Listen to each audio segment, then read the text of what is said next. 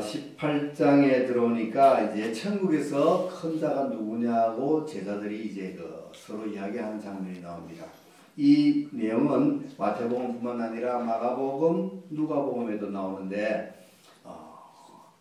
다른 복음서에 보면은 제자들이 서로 막 이렇게 다투었다 그래요. 누가 큰가 보자. 이렇게 예수님이 또 그들의 다투는 소리를 듣고 얘들아 너희들 무슨 소리를 그렇게 하고 있어? 또 한편에서는 예수님이 이미 그런 이야기들을 다 마음으로 알고 계셨다. 이렇게도 전합니다. 어쨌든 간에 제자들은 지금 천국에서 누가 더 크게 될까? 그것에 관심이 집중되어 있습니다. 지금 예수님을 메시아로 하나님의 아들로 이제 고백하는 내용이 앞에 있었지 않습니까? 16장에. 그리고 17장에서 지난 시간에 변화산에 올라가서 베드로와 야고보, 요한 세 제자가 예수님이 변형되는 모습을 봤어요. 그리고는 이제 예수님이 진짜 하나님의 아들이시고 메시아라는 것을 그들이 충분히 알았습니다. 그렇다면은 그들이 알고 있는 그들이 구약 성경에서 읽었고 들었고 또 배우고 지금까지 익히 알고 있던 그런 내용을 봐서 분명히 이제 메시아의 시대가 도래한다는 거죠. 메시아의 왕국이 건설된다는 거죠. 그럼 예수님이 그 왕국의 뭐가 되겠습니까? 왕이 되죠. 예수님이 왕이 되면은 12제자들은 뭐 할까요? 그 중에서 제일 이제 큰 자가 국무총리가 될 것이고, 그 다음 뭐 외무부 장관, 내무부 장관 뭐 해서 쭉 이제 장관을 하나씩 맡을 거라고 지금 이 제자들이 생각을 했단 말이죠. 그러니까 그 중에서 누가 국무총리 될까? 누가 무슨 장관 될까? 이게 그들이 궁금한 거예요. 또 다른 내용에 보면은 야고보의 그 어머니가 예수님에게 나와가지고 또 청탁을 해요. 치맛바람을 일으킵니다. 주님이 나라가 올 때에 주님이 좌우에 그러니까 양쪽에 하나는 우리 야고보, 하나는 우리 요한 이렇게 앉혀주세요 하고 또 청탁을 하는 그런 내용도 있어요. 그런 것을 볼 때 이들에게는 굉장히 거기에 관심이 집중되어 있다는 것을 우리가 알 수가 있습니다. 그런데 이들의 생각이 옳나요? 아니죠. 예수님께서 건설하실 메시아 나라, 하나님이 지금까지 계시했던 그 메시아의 나라는 그런 지금 이 땅에서 이루어지는 이런 나라가 아닙니다. 그죠? 그들은 메시아가 이 땅에 오면은 어떻게 된다고 할 수 있습니까? 아주 강력한 힘을 가진 군주로서 나타나가지고 로마의 압제를 물리치고 그리고 이스라엘을 재건시키고 흥왕하게 시켜서 큰 왕국으로 이 땅의 왕국으로 세울 줄 알았습니다. 그러나 예수님은 그렇게 나라를 세운다고 안 했습니다. 예수님이 메시아로 오셨는데 예수님은 무엇하러 오셨습니까? 십자가를 지러 오셨잖아요. 큰 백말탄 어떤 그 장군으로서 온 것이 아니라 십자가를 지러 왔고 고난을 받으러 왔고 십자가에서 죽기 위해서 오신 예수님이란 말이죠. 그러니까 제자들의 생각과 예수님의 생각, 하나님의 생각과는 엄청난 거리가 있는 거예요. 착각하고 있습니다. 제자들이 지금 아직까지도 진정한 메시아에 대해서 잘 깨닫지 못하고 있는 거란 말입니다. 자, 여하튼 제자들의 지금 관심이 천국에서 누가 큽니까? 주님이 세우실 그 메시아 왕국에는 누가 더 클까요? 누가 더 큰 거 해먹을까요? 이런 거예요. 접니까?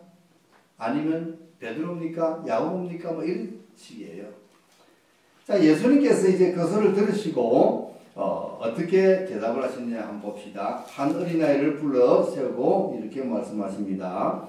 가라사대 진실로 너희에게 이르노니 너희가 돌이켜 어린 아이들과 같이 되지 아니하면 결단코 천국에 들어가지 못하리라. 대답이 어때요? 지금 제자들은 천국에 들어가고 못 들어가고 문제를 따지지 않습니다. 그들은 당연히 천국에 들어간다고 생각을 하고 그 천국에서 누가 어떤 자리에 해먹느냐에 관심이 있는데 예수님은 뭐라고 합니까? 너희들 천국 들어가는 것부터 중요하다. 천국 가는 것. 너희들은 지금 천국 들어간다고 생각하고 거기서 막 자리 다툼을 하는데 그것이 아니라 더 중요한 것은 천국 들어가는 것이야. 들어가는데 어떤 사람이 들어가느냐. 이 어린아이 같은 사람이 안 되면 천국 못 들어간다 이렇게 이야기하는 거예요. 그러니까 제자들은 무엇을 해먹을까, 높은 자리 누가 해먹을까 하고 관심을 가지지만 예수님은 그 전에 먼저 천국에 들어가는 문제부터 가르치고 있어요. 너희들 천국에 그냥 들어가는 것이 아니다. 자, 여기서 그러면 우리가 이제 좀 굉장히 깊이 고찰해야 될 부분이 뭐냐면 어린아이와 같아야 천국 들어간다 그랬거든요. 우리 예수 믿으면 천국 간다고 알고 있잖아요. 천국은 무엇으로 간다고 알고 있습니까? 돈으로도 못 가요. 무엇으로 가요?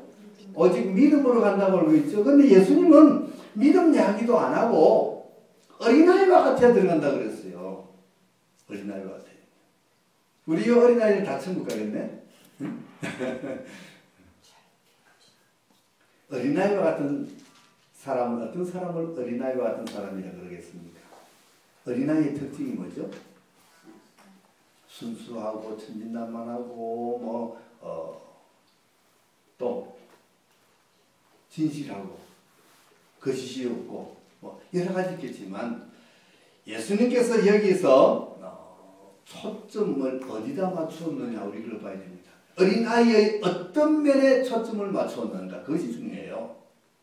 그냥 어린아이라고 해서 어린아이의 모든 면을 우리가 다 닮아야 되는 것이 아니라 예수님은 항상 그렇게 말씀하시죠. 어떤 비유로 말씀하실 때에 그 비유의 한 핵심을 한 가지를 포인트를 가지고 말씀하십니다. 한 가지. 어린아이의 모든 면이 아니라 어린아이의 어떤 면을 강조하셨을까? 다음 절 볼까요? 그러므로 누구든지 이 어린아이와 같이 자기를 낮추는 거이가 천국에서 큰 자다. 자기를 낮춘다. 어린아이는 약하지요. 약하기 때문에 자기를 낮출 수밖에 없어요. 어린아이가 아주 자기가 겸손해서 낮추고 싶어서 낮춥니까? 낮출 수밖에 없지요. 낮아질 수밖에 없죠. 왜? 힘이 없으니까. 어린아이는 항상 무엇이 필요합니까? 부모의 보호가 필요하죠. 그죠? 부모의 도움이 필요합니다. 내가 약하다는 것을 알고 있기 때문에 부모의 도움을 항상 필요합니다. 그래서 항상 어디 가면 부모님, 엄마의 손을 꼭 잡아야 되고 치맛자락을 꼭 잡아야 되고 그렇죠? 그래야 안심이 되는 거예요. 그래야 어디를 따라갈 수 있는 거예요. 바로 여기서 어린아이와 같아야 된다고 말하는 것은 자기를 낮춰야 된다는 것은 지금 우리가 살아가는 데 있어서 내 힘으로 내가 잘한다고 내가 능력이 있고 내가 학식이 있고 지식이 있고 교양이 있고 가진 것이 많다고 해가지고 내 힘으로 살아가겠다는 사람이 아니라 누구의 힘으로? 나는 여작하고 부족하고 나는 가진 것이 없고 아는 것이 없지만 주님의 도우심으로 주님의 능력으로 내가 갈 수 있다는 그런 마음가짐을 가진 자가 어디 간다고요? 천국 들어간다. 그것이 바로 믿음이라. 믿습니다라고 믿음이 아니라 나는 아무것도 할 수 없습니다. 오직 주님만이 할 수 있습니다. 라고 고백하는 것이 믿음입니다. 지금까지는 우리가 내 인생의 주인이 내였습니다. 내 한가운데 나라는 자아가 자리 잡고 있는 거예요. 자아. 내가 내 주인이 되어 있습니다. 그렇죠? 다 자기가 자기 주인이 되어 있죠. 그래서 모든 것을 생각하고 판단하고 행동하는 것이 내가 하는 거예요. 내가. 다 내가 합니다. 내가 주인이 되었어요. 그런데 여기서는 그것을 하지 말라는 거예요. 예수님을 영접하고 예수님을 믿으면 내가 앉았던 이 자리에 누가 와서 앉아야 되냐? 주님이 앉아서 주님이 계셔야 된다는 거죠. 그래서 내가 생각하고 내가 판단하고 내 힘으로 하던 것을 이제 다 내려놓고 예수님이 내 안에 들어오셔가지고 예수님이 생각하고 판단하고 행동하게 하는 거예요. 그럼 우리는 그게 따라가면 그것이 믿음, 그것이 믿음인 거예요. 그러니까 우리가 생각하는 그냥 단어로서의 믿음, 이건 그것은 아니라는 거죠.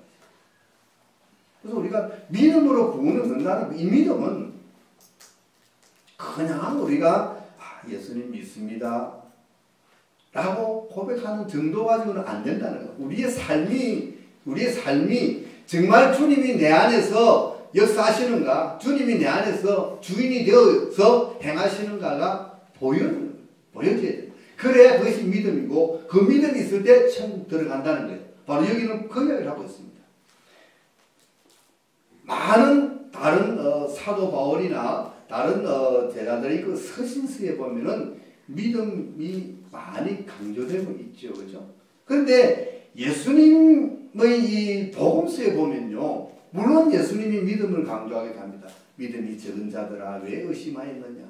너에게 기다심한 믿음만 있어도 이 산을 들어서 저를 옮기라 하면 옮길 것이다 하고 믿음을 강조하지만 때로는 예수님은 그 믿음을 삶으로 행동으로 나타내야 된다고 강조하고 있습니다. 그래서 특히 이 마태복음에서는 그것을 굉장히 강조합니다.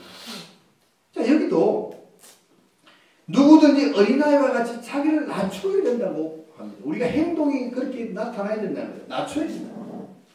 지금까지는 내가 제일이었어요. 내가 최고였어요. 나보다 더 잘하는 사람이 있으면 나오라 보라 그래. 뭐 이런 식이지. 자기가 똑똑하고 자기가 지혜롭고 자기가 힘이 있고 자기가 잘나고 그죠?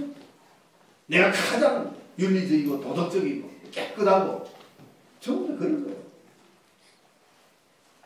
그런데 그것 가지고는 천국 못 들어간다. 그것 가지고는 천국 못 들어간다. 이것이 중요한 거예요.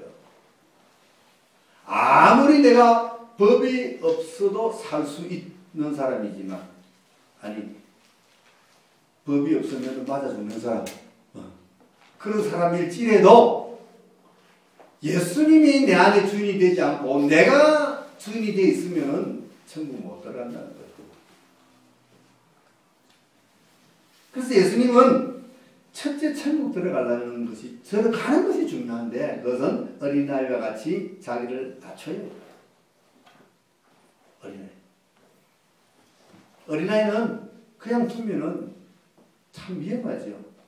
보호하지 않으면 위험합니다. 그래서 항상 누가 엄마가 아빠가 손을 꼭 잡고 갑니다. 그렇죠?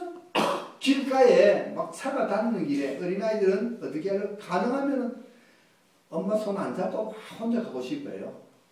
막 뛰어가고 싶어요. 그러다가 넘어지기도 하고 그렇죠?